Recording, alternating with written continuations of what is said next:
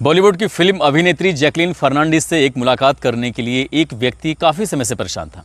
वो कोशिश कर रहा था कि सिर्फ एक मुलाकात, एक रात उसके साथ बिताना चाहता हूँ।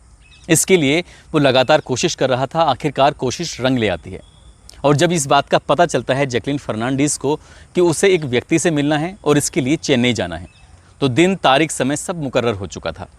अब यहाँ पहुँचने के लिए प्राइवेट जेट की व्यवस्था की जाती है। ऐसा प्राइवेट जेट जिसकी 1 घंटे की लगभग 1.5 लाख रुपए कीमत होती है। किराया लगता है 1.5 लाख रुपए। मुंबई के एयरपोर्ट पर वो प्राइवेट जेट पहुंचता है। ये हीरोइन उसमें बैठती है, सीधा पहुंचती है चेन्नई के एयरपोर्ट पर। अब यहाँ से हयात होटल पहुंचना था, लेकिन पहले से ही हेलीकॉप्टर इस हीरोइन का इंतज़ार कर रहा था। अब ये हेलीकॉप्टर इस एयरपोर्ट, इनकी चेन्नई एयरपोर्ट से उड़कर सीधा पहुँचता है हयात होटल में। वहाँ जाकर पहली बार उस व्यक्ति से मुलाकात होती है। पूरी रात दोनों साथ रहते हैं और साथ रहने के बाद फिर वो वापस चली आती है। जैसे गई थी वैसे ही वापस आती है। हेलीकॉप्टर वहाँ से चेन्नई के एयरपोर्ट छोड़ता है और चेन्नई के एयरपोर्ट से फिर वही प्राइवेट जेट मुंबई छोड़ता है। ये मुलाकात बहुत हसीन थी। इसके बाद इस व्यक्ति ने अलग अलग बार में कि उसकी बहन और भाई हीरोइन के, जैकलीन फर्नांडीज के, ऑस्ट्रेलिया में और अमेरिका में रहते हैं, तो उन्हें थोड़े बहुत नहीं, लगभग 7 करोड़ रुपए के उपहार भी दिए और वो खुश हो जाती है। ऐसी महंगी महंगी कारें, घड़ियाँ, ये सब क्या चीज़ नहीं थी। आज की जो सच्ची घटना मैं सुनाने जा रहा हूँ, इस व्यक्ति की सच्ची घटना है। यदि इस व्यक्ति के बारे में कुछ बताया जाए और जैकलीन फर्नांडीज के बारे में बात ना की जाए तो ये कहानी वाकई अधूरी होगी। और ये कहानी ऐसी है कि हिंदुस्तान के इतिहास के पन्नों में ये हमेशा हमेशा के लिए दर्ज हो गई है। और किसी भी दिन, कभी भी आपके सामने इस व्यक्ति की बॉलीवुड या हॉलीवुड या कोई भी ऐसा वेब सीरीज़ अगर सामने आती है तो ये आपको आश्चर्य होने की, आपको परेशान होने की ज़रूरत नहीं है, क्योंकि ये कहानी अपने आप में ये बहुत ही दिलचस्प कहानी है। सच्ची घटना मैं आपको सुनाने जा रहा हूँ। ये सच्ची घटना है राष्ट्रीय राजधानी क्षेत्र दिल्ली की। दरअसल एक अदिति सिंह नाम की एक महिला, उसके पास 15 जून 2020 को एक फ़ोन आता है। और जो फ़ोन आता है वो फ़ोन, उससे पहले कि वो फ़ोन को उठा पाती, सबसे पहले ट्रू कलर पर देखती है तो उसमें साफ लिखा आ रहा था कि केंद्रीय गृह मंत्रालय, भारत सरकार, नई दिल्ली। फ़ोन को देखती है और एकदम से उसकी आंखें खुलती हैं और वो समझ जाती है कि भारत सरकार के किसी नुमाइंदे का फ़ोन है। उधर से आवाज़ आती है कि क्या मेरी बात अदिति सिंह से हो रही है? तो अदिति सिंह कहती हैं कि जहाँ आपकी बात अदिति सिंह से हो रही है। तब उसके बाद वो कहता है कि मैं अनूप कपूर बात कर रहा हूँ।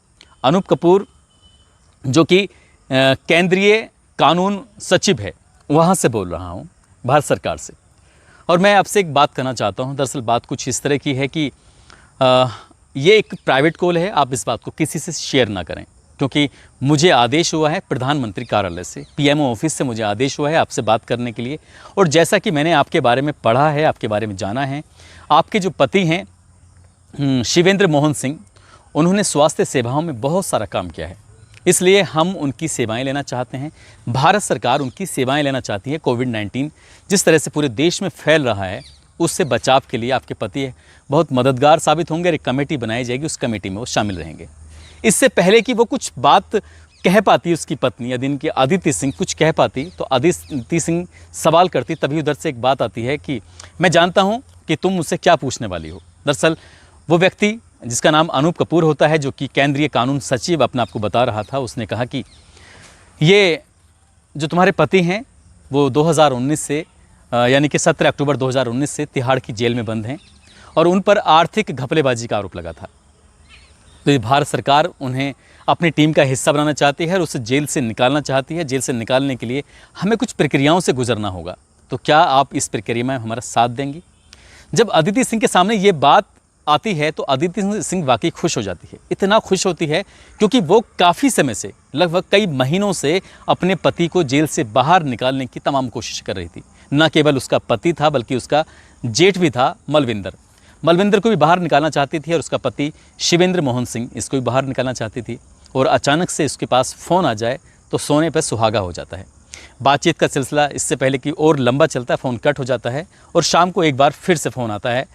अब की बार अभिनव फ़ोन कर रहा था। अभिनव कहता है कि मैं अनूप कपूर जो हैं मैं उनका अवर सचिव बात कर रहा हूँ केंद्रीय गृह मंत्रालय से, और आपको हमारी बातें भारत के जो गृह मंत्री हैं अमित शाह जी, वो भी सुन रहे हैं। फ़ोन स्पीकर पे लगा हुआ है, तो इसलिए आपको बेफिक्र रहेंगे। जो भी बात हैं ये बात सारी गोपनीय है, इस बात का किसी से जिक्र नहीं करना, शेयर नहीं करना है।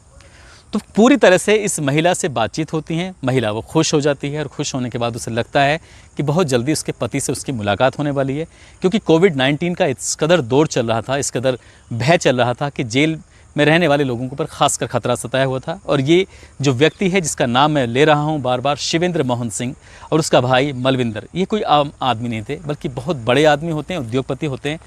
रेलिगेयर एंड रेनवैक्सी और फोर्टिज हॉस्पिटल के चैन बनी हुई है उसके वाइस चेयरमैन होते हैं। अपना आप में बहुत बड़ा नाम होता है। बातचीत का सिलसिला शुरू ही हुआ था कि एक बार फिर से फ़ोन आता है और वो कहते हैं कि हम ये चाहते हैं, यानी कि सरकार ये चाहती है और जिन्होंने कहा है आपके पति को बाहर निकालने के लिए, वो चाहते हैं कि आप पार्टी फंड में ज़्यादा नहीं, बस 20 करोड़ रुपए दे दीजिए। बात जब 20 करोड़ की आती है तो वो महिला कहती है 20 करोड़ तो कुछ भी नहीं है, वो तो इससे ज़्यादा भी खर्च करने को तैयार है। और पहली किश्त यानी कि 1 करोड़ रुपए एक हांगकांग के खाते में डलवाए जाते हैं और साथ ही 19 करोड़ रुपए दिल्ली में किसी को देने थे। बात पूरी तय हो जाती है और तय होने के बाद वो 19 करोड़ रुपए बैग में रखती है और जहां तारीख या लोग निर्धारित थे, एक कार आती है और कार में पहले से एक व्यक्ति होता है, उसे बैग दे दिया जाता है। 19 करोड़ रुपए उसके पास पहुंच जाते हैं। फिर इसके बाद फिर से फ़ोन आता है, कोई अधिकारी बोल रहे हैं, कहते हैं कि हम बहुत खुश हैं, पीएमओ साहब के यहाँ से जो बात चल रही थी वो सब खुश हैं और हमारा और आपका एक रिश्ता मजबूत रिश्ता है, हम बहुत जल्दी ही आपके पति को निकालने वाले हैं, क्योंकि अब नया काम जो शुरू होने वाला है लोगों की भलाई के लिए, लोगों की सुरक्षा के लिए। वो पत्नी खुश हो जाती है और खुश होने के बाद फिर यहाँ से बातचीत का सिलसिला शुरू हो जाता है। फिर पैसे की डिमांड आती है, फिर वो पैसे देती है, फिर पैसे की डिमांड आती है, फिर वो पैसे देती है। धीरे धीरे करके वो लगभग 200 करोड़ रुपए इसी तरह से शेयर कर देती है, इस तरह से दे देती है। यानी कि जब खाते से 200 करोड़ रुपए जाते हैं और इन दोनों भाइयों पर आर्थिक घपलेबाजी का आरोप लगा था, पहले से ही ईडी यानी कि प्रवर्तन निदेशालय की पहले से ही इन पर नज़र थी। अब प्रवर्तन निदेशालय ने जब ये पता लगाने की कोशिश की कि आखिरकार 200 करोड़ रुपए का ट्रांजैक्शन जो हुआ है वो क्यों हुआ है, तब अदिति सिंह को पूछताछ के लिए बुलाया जाता है, उससे बातचीत करने की कोशिश की जाती है। उससे कहा जाता है कि ये 200 करोड़ रुपए तुमने अपने खाते से कहाँ भेजे हैं, हम इसके बारे में जानना चाहते हैं। तो वो इधर उधर की बातें बताने की कोशिश कर रही थी, लेकिन जब एक एक डिटेल, एक एक चीज़ जब ईडी के पास थी तो वो कहीं बच नहीं सकती थी। इसलिए उसने अब पूरी बात बताई। उसने कहा कि साहब ऐसे से मेरे पास फ़ोन आया था।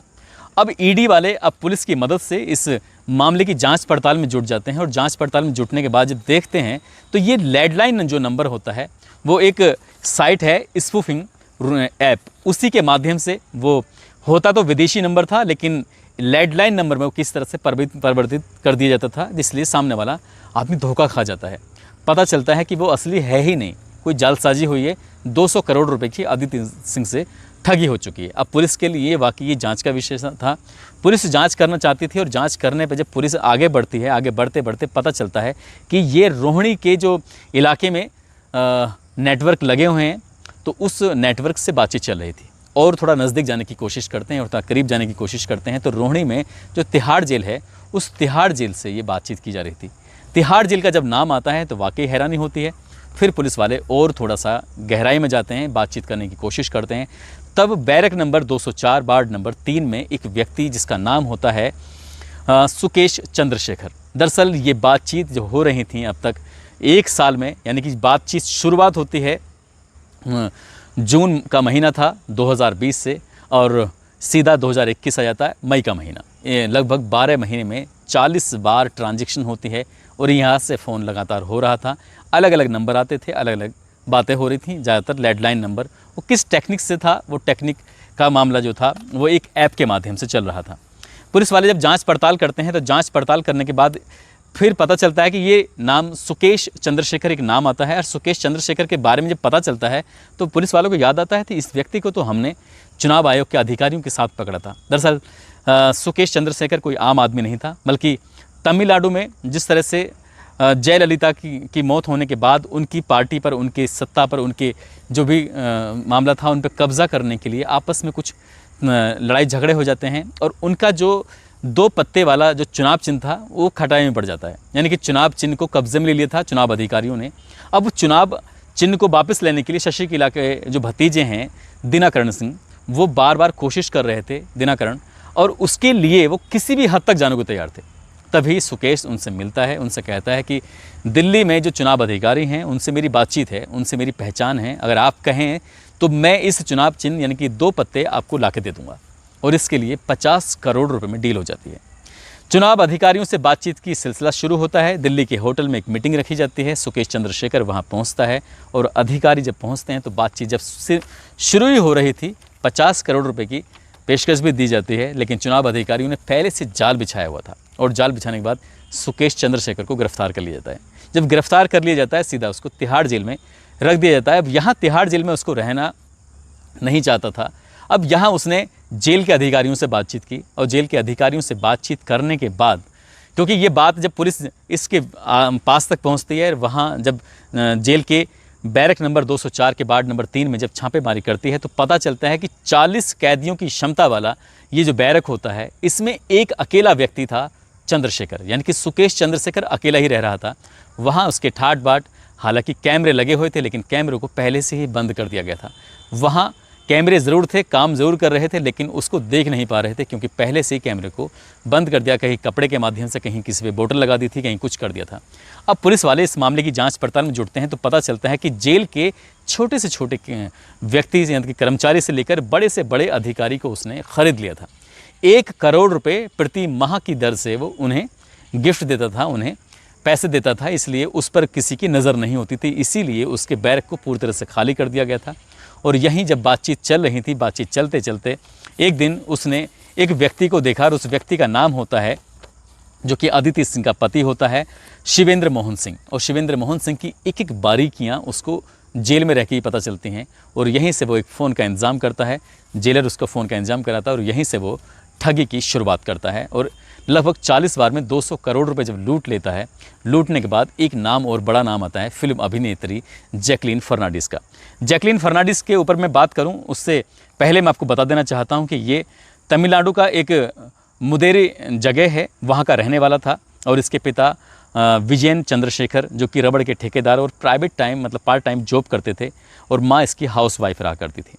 बहुत ही सिंपल सा परिवार, बहुत ही सामान्य से लोग, लेकिन इसके पिता ने एक मेहनत की और मेहनत करने के बाद अपने बेटे को बहुत बड़ा आदमी बनाना चाहते थे, इसलिए अपने बेटे का उन्होंने बाल्डविन हाई स्कूल में एडमिशन करा दिया था। और बाल्डविन हाई स्कूल में एडमिशन कराने के बाद वहाँ देखा तो वहाँ शहर के जितने भी प्रतिष्ठित लोग थे, बड़े बड़े लोग थे, अपने बच्चों को बड़ी बड़ी गाड़ियों में भेजते थे, लेकिन इसका जवाब होता है विजयन चंद्रशेखर, वो अपने बेटे को स्कूटर पर लेके जाया करता था। स्कूटर पर लेके जाता था, तभी सुकेश चंद्रशेखर के दिमाग में आता है कि वो अपने आपको इतना बड़ा आदमी बनाएगा जिसका शायद लोग इतिहास में नाम याद रखेंगे कि हाँ कोई इतना बड़ा आदमी भी रहा है। और तभी उसने बड़ा आदमी बनने के उसमें एरफेर में जब वो बालिग नहीं हुआ था, नाबालिग था, तब सन 2006 में उसने पुलिस कमिश्नर का एक लेटर अपने पास तैयार किया फर्जी तरीके से और उसमें लिखा कि इस व्यक्ति को पूरे कर्नाटक प्रदेश में कहीं भी घूमने की अनुमति है, यानी कि वो अभी नाबालिग है, कार और बाइक कहीं भी चला सकता है। पुलिस वाले जब उसे रोकते थे, टोकते थे, तभी वो पुलिस कमिश्नर का लेटर दिखा दिया करता था। लेकिन एक दिन ऐसा होता है, खुद उसी पुलिस कमिश्नर के सामने लड़का पड़ जाता है, वो कार से चला रहा था तो वो दिखाता है कि मेरे पास पुलिस कमिश्नर का लेटर है, आप मुझे पकड़ नहीं सकते। तो पुलिस कमिश्नर अपने ही हस्ताक्षर देख के हैरान था, परेशान था कि ये हस्ताक्षर तो मेरे है ही नहीं, ये फर्जी लेटर है, और अब तक वो पुलिस वालों का बेवकूफ़ बना रहा था। तब पुलिस वाले इसे पहली बार जब ये नाबालिग होता है इसको पकड़ते हैं, इसके साथ ही इसके पिता को पकड़ते हैं। उसके बाद सन 2007 में वो एक बुज़ुर्ग व्यक्ति से 1 करोड़ 15 लाख रुपए की ठगी करता है, तब वैसे ही उसको लूट लेता है। इस तरह से उसकी ठगी की शुरुआत होती है और वो धीरे धीरे करके आगे बढ़ता चला जाता है।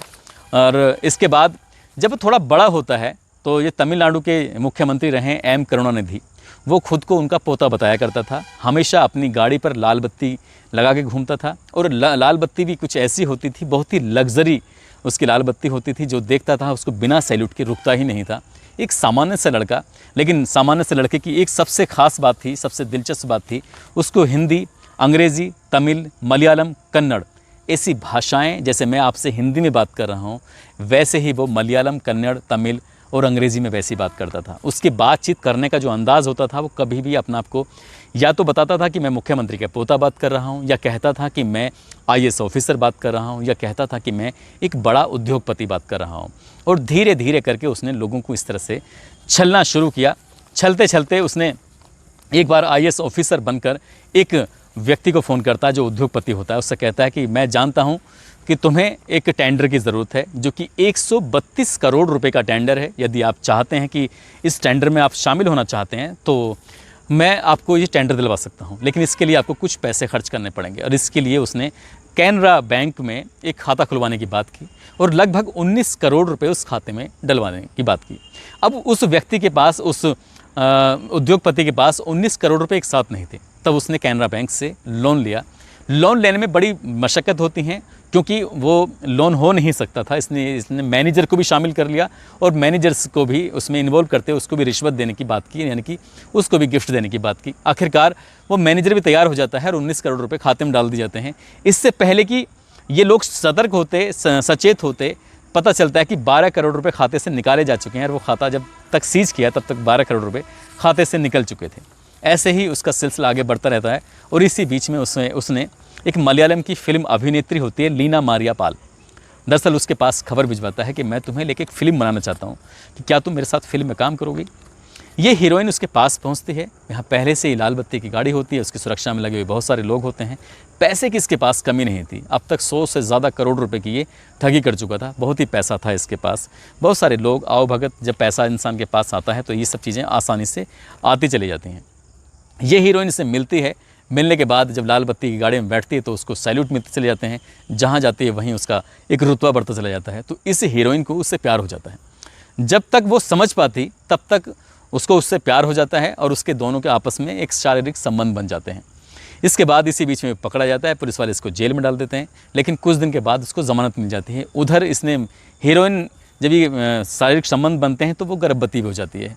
उसने सोचा कि वो शायद जेल से कभी वापस नहीं आएगा, इसलिए वो अपना गर्भपात करा लेती है। लेकिन फिर से वो उससे मिलती है और मिलकर जब बातचीत करती है, बातचीत करने के बाद दोनों एक दूसरे के साथ शामिल हो जाते हैं और यहाँ से फिर ये इस तरह से ठगी करने लगते हैं और ठगी करते करते धीरे धीरे करके ये आगे बढ़ने लगते हैं।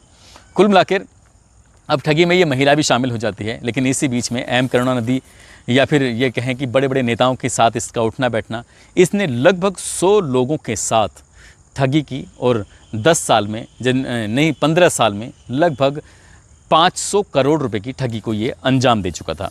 और इसलिए इसने कुछ हीरोइन होती हैं उन पर ये पैसा खर्च करता था। सबसे ज़्यादा पैसे इसने जो खर्च किए जैकलीन फर्नांडीज़ पे खर्च किए, चाहे वो सऊदी अरब की बिल्लियाँ हों या फिर विदेशी घोड़े हों जिसकी कीमत 50 लाख रुपए या फिर बिल्लियों की कीमत 10 लाख रुपए, महंगी महंगी गाड़ियाँ। उसके पास ऐसी क्या चीज़ नहीं थी, उसने इतनी महंगी महंगी गाड़ियाँ जिसकी कीमत लगभग 100 करोड़ रुपए के आसपास होती हैं, जिसके पास बहुत सारी गाड़ियाँ होती हैं। इसके पास बहुत सारे ऐसे कारें होती हैं जो कि 54 करोड़ रुपए की लगभग उसके पास कार ही मिलती हैं। और ऐसे ही हीरोइनों को ये देता था गिफ्ट वगैरह। तो इसने नोरा फतेही, जानवी कपूर, सारा अली खान, भूमि पेडनेकर, इनको भी इसने गिफ्ट देने की कोशिश की। लगभग 7 करोड़ रुपए के गिफ्ट इसने इन हीरोइनों को पहुंचाए थे। लेकिन जब ईडी जांच करती है, पड़ताल करती है, तो पता चलता है कि इन हीरोइनों ने उसकी गिफ्ट लेने से इनकार कर दिए थे। लेकिन जैकलीन फर्नांडीज़ के पास उसने बहुत सारे गिफ्ट भेजे और वो उसके झांसे में फंसते चली जाती है। लगभग 4-5 बार जैकलीन फर्नांडीज़ से उसे पूछताछ भी होती है, लेकिन अभी तक उस पर जो शिकंजा कसा हुआ है वो शायद बच नहीं पा रही है। लेकिन तिहाड़ जेल के अंदर रहते हुए जिस तरह से उसने ठगी को अंजाम दिया और जाने मैंने उद्योगपति की पत्नी अदिति सिंह से उसने 200 करोड़ रुपए की ठगी की, वो वाकई अपना आप में एक इतिहास बन जाता है। लोग इस बात को सुनकर सोचकर हैरान रह जाते हैं कि एक व्यक्ति आखिरकार इतना चालाक कैसे हो सकता है। उसने जेल के सारे अधिकारियों को खरीद लिया था और वो सारी सुविधाएं उस तक पहुंचाया करते थे। दोस्तों, इस घटनाक्रम को सुनाने का उद्देश्य किसी को परेशान करना नहीं है, किसी का दिल दुखाना नहीं है, बल्कि आपको जागरूक करना है, आपको सचेत करना है। आजकल फ़ोन पर बहुत सारी ठगी के मामले आते हैं, लेकिन आपको सचेत अपील की थी। आप सभी का दिल की गहराइयों से धन्यवाद। आप सब लोग अपना ख्याल रखें, सुरक्षित रहें। जय हिंद, जय भारत।